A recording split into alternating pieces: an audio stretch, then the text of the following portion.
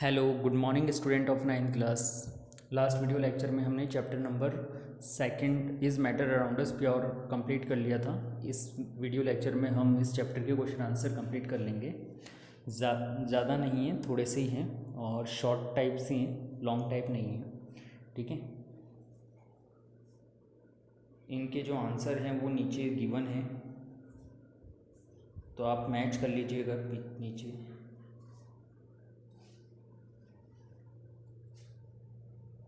इतना ही है, ज़्यादा नहीं है, आपको ज़्यादा प्रॉब्लम नहीं आएगी करने में।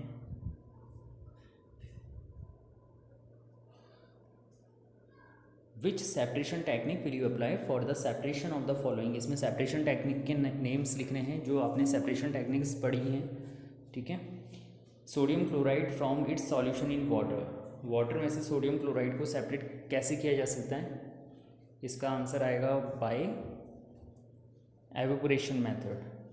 ठीक है, ammonium chloride from a mixture containing sodium chloride and ammonium chloride, ये किसका एग्जाम्पल है? By sublimation method. Small pieces of metal in the engine oil of a car.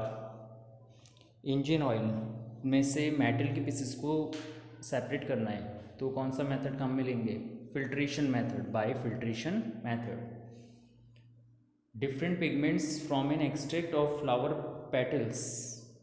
Flower petals में से डिफरेंट कलर के पिगमेंट को separate करना, ये example हमने पढ़ा था किसमें?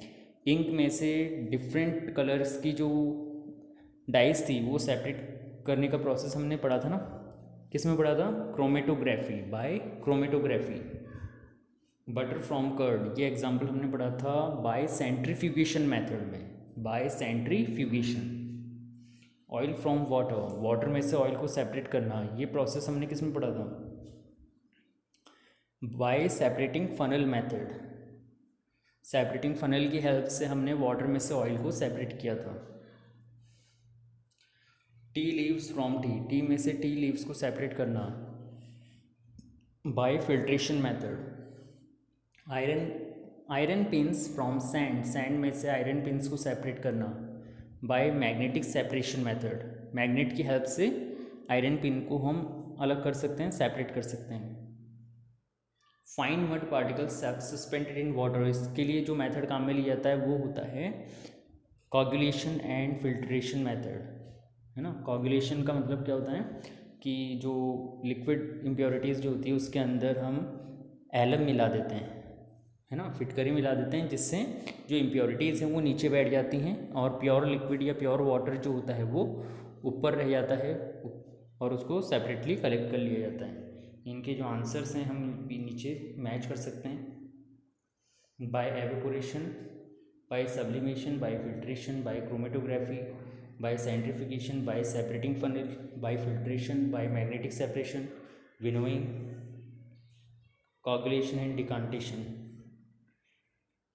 इसके बारे में लिखा है, डिफाइन किया है कोगुलेशन को by adding alum to the muddy water which makes soil particles heavier so they settle down and clear water separated by decantation.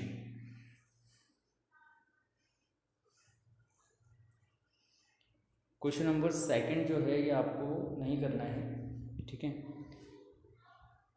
ना। ये केवल एक एग्जांपल है जो हम डेली लाइफ में यूज़ में लेते हैं। चाय टी मेकिंग का प्रोसेस इसमें लिखना है। इसमें आपको आइडेंटिफाई करना है कि सॉल्यूट क्या होता है, सॉल्यूट क्या है, सॉल्वेंट क्या है। ठीक है, ये हम कर लेते हैं। ये जो है इसका आंसर सॉल्यूशन नीचे दे रखा है।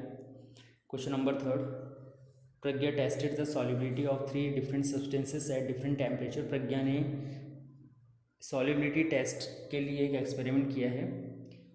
283 kelvin, 293 kelvin, 313 kelvin, 333 kelvin, 353 kelvin पर ये 4 सब्सटेंसेस लिए हैं। यहाँ पे 3 सब्सटेंसेस लिखा है तो इसको 4 कर लेना। अब ये जो नीचे क्वेश्चंस गिवन है ये पढ़ के हमें आंसर देने हैं। What mass of potassium nitrate would be needed to produce a saturated solution of potassium nitrate in 50 gram of water at 313 kelvin. तो यहाँ पर ध्यान देने वाली बात है कि 313 केल्विन पर हमें निकालना है, तो 313 केल्विन ये है। और यहाँ पे हमें क्या गिवन है, देखो ऊपर dissolve in 100 gram of water, मतलब 62 ग्राम पोटेशियम नाइट्रेट 100 ग्राम में डिजॉल्व है, ये हमें गिवन है। तो हमें कैलकुलेट करना है कि 50 ग्राम वाटर में कितना पोटेशियम नाइट्रेट होगा। ठीक है, तो सिंपल है, बहुत ही ईजी है। ये देखिए, at 313 kelvin the mass of potassium nitrate dissolve in 100 gram water 62 gram. हमें पता है, गिवन है क्वेश्चन में कि 100 ग्राम वाटर में 62 ग्राम पोटेशियम नाइट्रेट डिजॉल्व है। तो हमें कैलकुलेट करना है कि 50 ग्राम वाटर में कितना होगा, 62/100 मल्टीप्लाई बाई 50, आंसर आ गया 31। ठीक है, बहुत ही simple. Pragya makes a saturated solution of potassium chloride in water at 353 kelvin and leaves the solution to cool down at room temperature. What would she observe as the solution cools. वो क्या observe करती है, मतलब इसमें जो solution है वो ठंडा करने के लिए छोड़ दिया जाता है। तो ठंडा करने पर या टेम्परेचर डिक्रीज़ करने पर सॉल्युबिलिटी डिक्रीज़ होती है। ठीक है, सॉल्युबिलिटी डिक्रीज़ होगी तो जो सॉल्ट है उसके क्रिस्टल बन जाते हैं, वो सॉलिड की फॉर्म में कन्वर्ट हो जाता है। तो इसका आंसर भी आपको नीचे मिल जाएगा।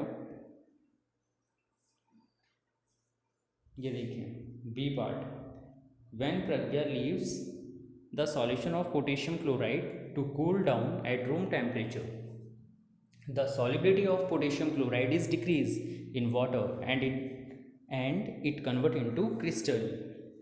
किस फॉर्म में कन्वर्ट हो गया, क्रिस्टल की फॉर्म में।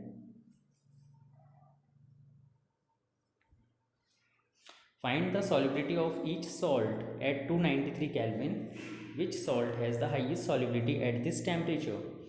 इसमें हमें कैलकुलेट करना है 293 केल्विन पर potassium nitrate, sodium chloride, potassium chloride, ammonium chloride.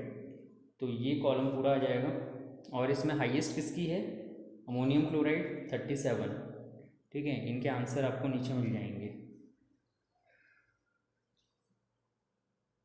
Solubility, the maximum amount of solute dissolve in water to make saturated solution is called solubility. ये तो सॉल्युबिलिटी की डेफिनेशन है कि सॉल्वेंट में सॉलिड की क्वांटिटी क्या कहलाती है, सॉल्युबिलिटी।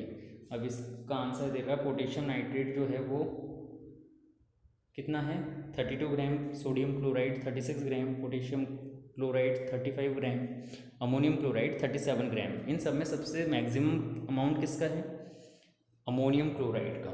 ठीक है, अमोनियम क्लोराइड हाईएस्ट है। ठीक है, लास्ट क्वेश्चन है इसका, what is the effect of change of temperature on the solubility of salt. Temperature में चेंज करने पर क्या चेंजेस आते हैं। तो हमें बताइए कि टेम्परेचर डिक्रीज़ करने पर सॉल्युबिलिटी डिक्रीज़ होती है और टेम्परेचर इंक्रीज़ करने पर सॉल्युबिलिटी इंक्रीज़ होती है। ठीक है, तो इसका आंसर जो है वो दे रखा है आपको, on increasing the temperature the solubility of salt is also increased and on decreasing the temperature the solubility of salt is also decreased. अब इसके बाद के जो आंसर्स हैं वो आपको इसी में ही टिक करने हैं।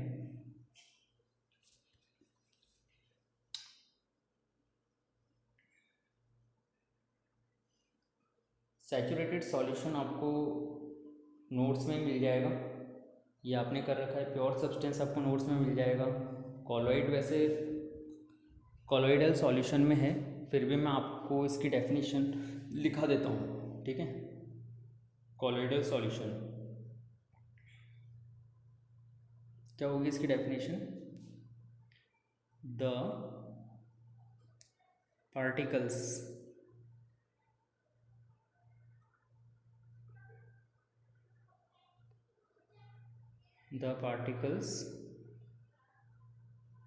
of solute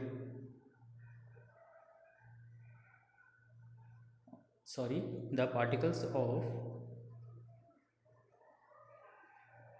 solute which makes path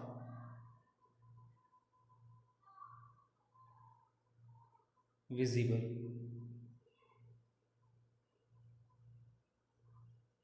ठीक है, the particles of solute which makes path visible are called colloid.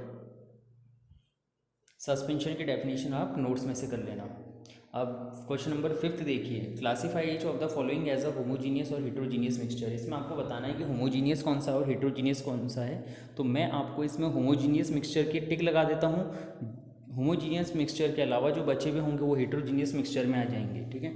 तो आपको पता है कि होमोजीनियस मिक्सचर क्या होते हैं, जिसके पार्टिकल्स यूनिफॉर्मली डिस्ट्रीब्यूटेड होते हैं। पहला आता है सोडा वाटर। तो सोडा वाटर जो है एक होमोजीनियस मिक्सचर है, ठीक है। ये एक होमोजीनियस मिक्सचर है। हम होमोजीनियस मिक्सचर पढ़ रहे हैं बच्चों, कौन से पढ़ रहे हैं, होमोजीनियस। अब वाटर क्या है, सोडा वाटर क्या है, होमोजीनियस है। वुड होमोजीनियस नहीं है, क्योंकि वुड लकड़ी होती है और लकड़ी में बहुत सारी चीज़ें मिली हुई होती हैं, स्टार्च भी होता है, वाटर, प्रोटीन्स, अलग अलग सब्सटेंस उसमें मिले हुए होते हैं, ठीक है।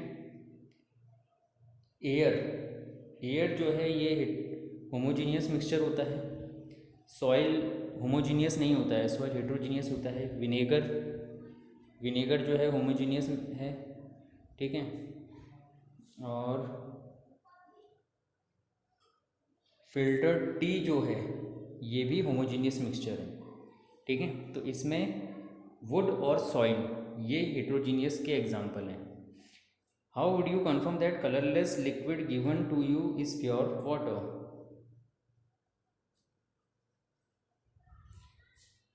आपको ये क्वेश्चन जो है, how would you confirm that a colourless liquid given to you is pure water, ये कॉपी में नहीं करना है, इसे आप छोड़ देना, ठीक है। ये हम बाद में करेंगे। नेक्स्ट क्वेश्चन दे रखा है इसमें, which of the following materials fall in the category of a pure substance. इसमें आपको प्योर सब्सटेंस आइडेंटिफाई करने हैं। तो प्योर सब्सटेंस में आपको टिक लगा देता हूँ, कौन कौन से हैं। आइस, मिल्क नहीं है, iron, hydrochloric acid, calcium oxide, mercury, ठीक है। बाकी मिल्क ये सब प्योर सब्सटेंस में आते हैं। बाकी जो ये एयर, वुड, ब्रिक और मिल्क ये इम्प्योर में आते हैं। क्वेश्चन नंबर 8,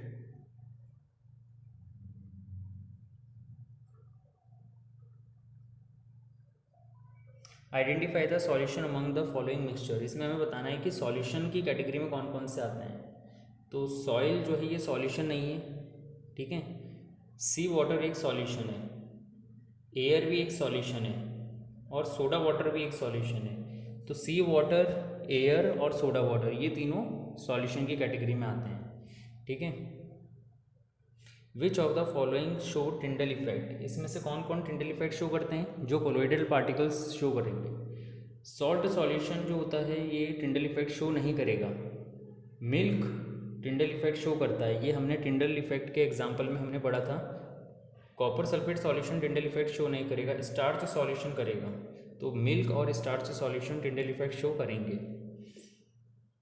अब क्वेश्चन नंबर 10 जो है ना, 10 और क्वेश्चन नंबर 11 ये आपको सेल्फ करना है, सेल्फ ट्राई करना है। अगर आपको प्रॉब्लम आती है तो आप पूछ लेना, ठीक है। तो ये चैप्टर आपका कंप्लीट हो गया है। अब हम नए फ्रेश चैप्टर के साथ मिलेंगे। तो ये चैप्टर आप कंप्लीट कर लीजिएगा और अगर आपको इसमें कुछ प्रॉब्लम आती है तो आप पूछिएगा। तब तक के लिए गुड बाय, जय श्री कृष्णा।